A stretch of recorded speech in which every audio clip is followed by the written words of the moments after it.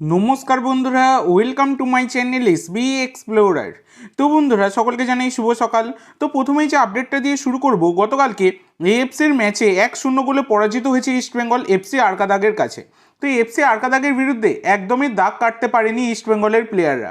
তো হতাশাজনক পারফরমেন্স কিন্তু তাদের থেকে দেখা গেছে। কোনো রকম পজিটিভ অ্যাটাক নেই, মানে গোল করতে পারছে না, অবস্থা খুবই খারাপ ইস্টবেঙ্গলের, সেটা কিন্তু দেখাই যাচ্ছে।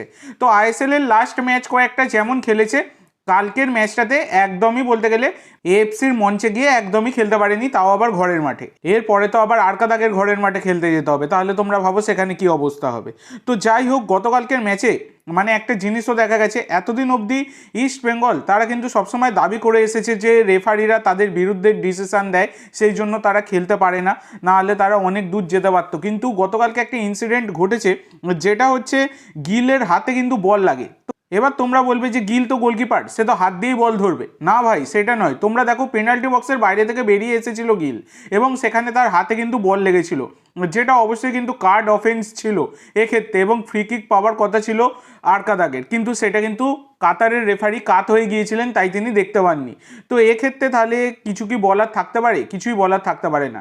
দেখো, আমি হাজারবার ভিডিওতে বলেছি, রেফারিরা কোনো দলকেই সাপোর্ট করে না, রেফারিরা ভুল ডিসিশান দেয়, এবং সেই ভুল ডিসিশানটা একজনের পক্ষে যায়, একজনের বিপক্ষে যায়। এই হচ্ছে কথা।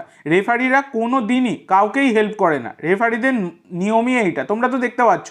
শুধু এখানে নয়, শুধু যেখানে ভিএআর আছে সেখানে বাদ দাও, সেখানে তো ভিএআর এর মাধ্যমে দেখে নেয়, কিন্তু যেখানে ভিএআর নেই সেখানে রেফারিদের ভুলভাল ডিসিশনেই কিন্তু সাফার করতে হয় সমস্ত দলকে, সেটা কিন্তু দেখাই যাচ্ছে। তো গতকালকে রেফারির থেকে কিছুটা হলেও অ্যাডভান্টেজ কিন্তু ইস্টবেঙ্গল পেয়েছে, নাহলে আরও বেশি গোলের ব্যবধানে হারতেই পারতো ইস্টবেঙ্গল। তো এই বিষয়টা নিয়ে তোমরা তোমাদের মতামত অবশ্যই সকলে কমেন্ট করে জানিও।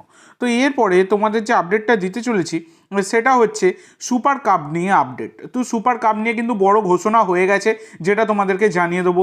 তো গতকালকে যেমন তোমাদেরকে জানিয়েছিলাম যে সুপার কাপ সেটা কিন্তু উড়িষ্যাতে হওয়ার সম্ভাবনাই প্রবল, তো সেটা কিন্তু অ্যানাউন্সমেন্ট হয়ে গেছে।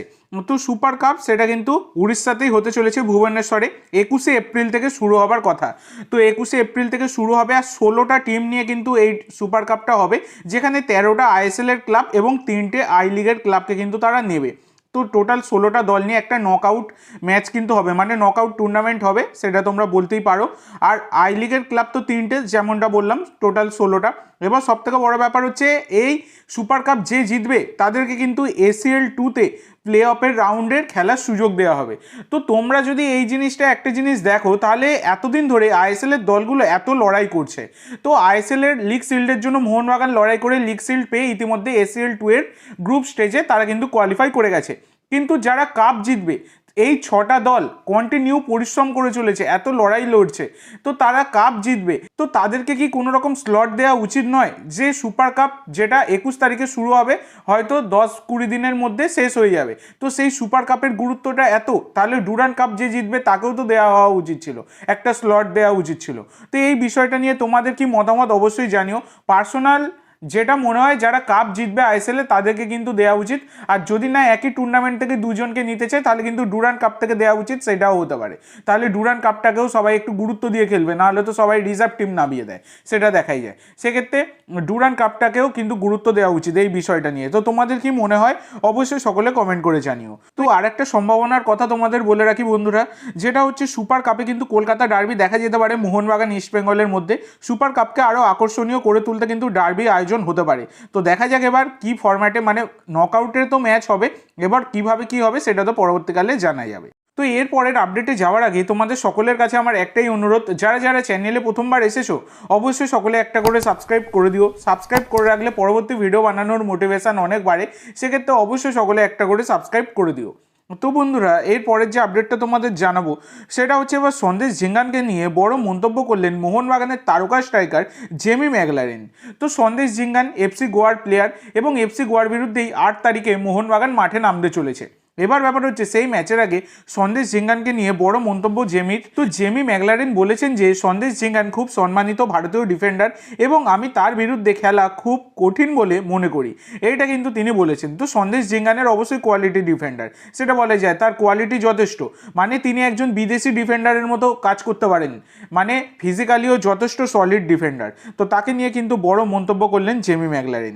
তো এরপরে তোমাদের যে আপডেটটা দেবো এটা একটা গুরুত্বপূর্ণ জিনিস, যেটা খবর পাওয়া যাচ্ছে আর কি, হতেও পারে নাও পারে, যেটা হচ্ছে সালাউদ্দিনকে এফসি গোয়া ম্যাচে শুরু করালেও করাতে পারেন মলিনা। তো ব্যাপারটা হচ্ছে বর্তমানে দাঁড়িয়ে কিন্তু মলিনা একটু পরীক্ষা নিরীক্ষা চালাচ্ছেন, গত ম্যাচেও মুম্বাই সিটির বিরুদ্ধে চালিয়েছেন এবং এর পরের ম্যাচ গোয়ার বিরুদ্ধেও তিনি কিন্তু পরীক্ষা নিরীক্ষা চালাবেন। সেক্ষেত্রে প্র্যাকটিসে তিনি কিন্তু উইঙ্গারদের পরিবর্তন করে খেলাচ্ছেন, সেটা দেখাই যাচ্ছে। আশিক কুরুনিয়ান তিনি তো ফিরবেন কিন্তু উইঙ্গার হিসাবে নয়, লেফট ব্যাক হিসাবে। তো সেক্ষেত্রে রাইট উইং বা লেফট উইংয়ে সালাউদ্দিনের কিন্তু খেলার যথেষ্ট একটা সম্ভাবনা তৈরি হচ্ছে, যেহেতু মলিনা একটু পরীক্ষা নিরীক্ষা চালাচ্ছে, তার দলকে দেখে নেবার চেষ্টা করছে। তো সেক্ষেত্রে এবার দেখা যাক সালাউদ্দিন তিনি কি প্রথম একাদশের সুযোগ পাবেন, তিনি কি চমক দেবেন, সেটা এখন দেখার বিষয়। তো আজকের জন্য এইটুকু বন্ধুরা, ভিডিওটি ভালো লাগলে অবশ্যই লাইক করো, শেয়ার করো, আমার চ্যানেলে প্রথমবার এসে থাকলে চ্যানেলটি সাবস্ক্রাইব করো আর কমেন্ট করে জানাও ভিডিওটি কেমন লাগলো। ধন্যবাদ।